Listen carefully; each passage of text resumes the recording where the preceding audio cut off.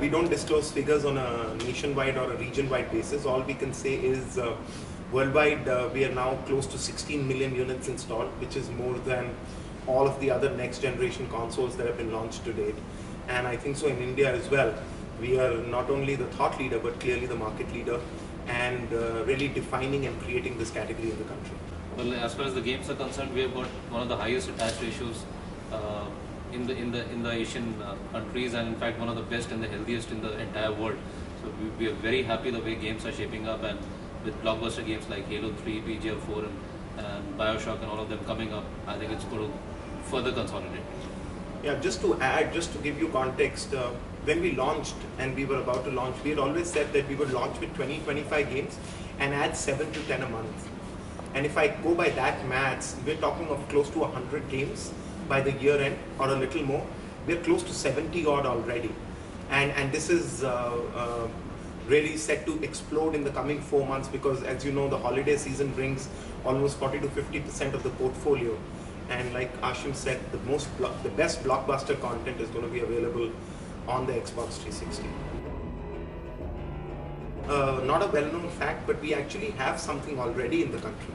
If you go to the Airtel mobile downloads that are currently on, which they've partnered with India Games on, you will see Age of Empires 2, which is our best-selling PC RTS game by Ensemble, which is a part of Microsoft Game Studios, already available on Airtel.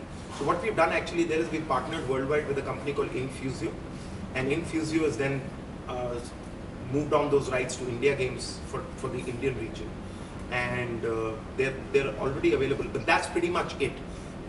We are not in the mobile space from a gaming perspective as of now, and currently we have no announcements to make there. Well, we have had a lot of such tournaments or a lot of such initiatives which we have taken over the last few months.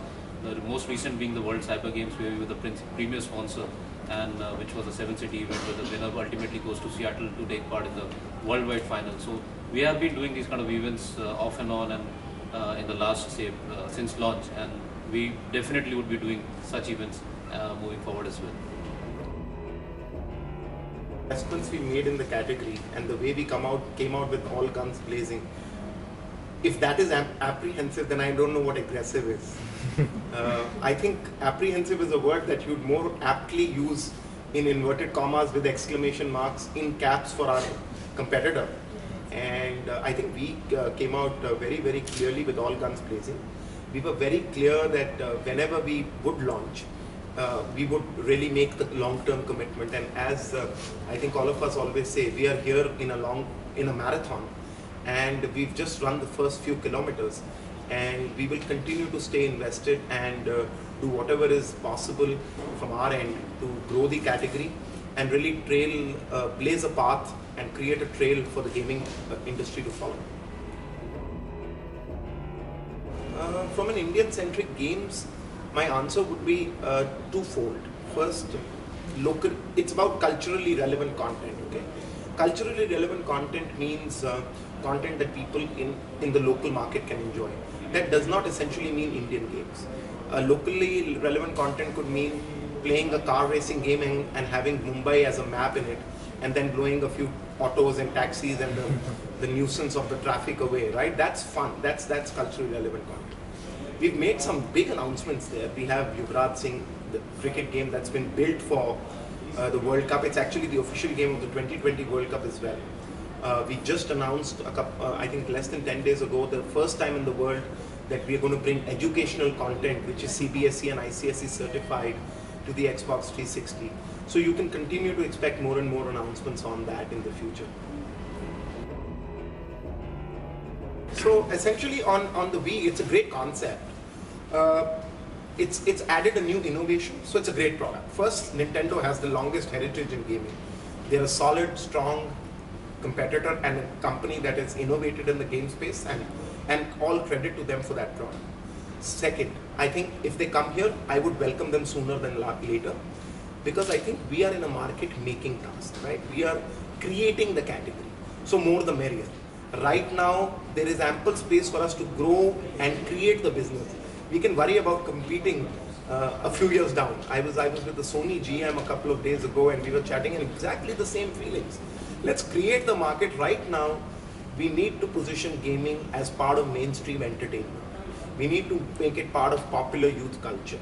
We need to make it break the perceptions that some parents may have around the negative connotations of it. We need to do all of that. We can compete a few years down. That said, how long will the Nintendo innovation have legs is something I think the jury's still out on.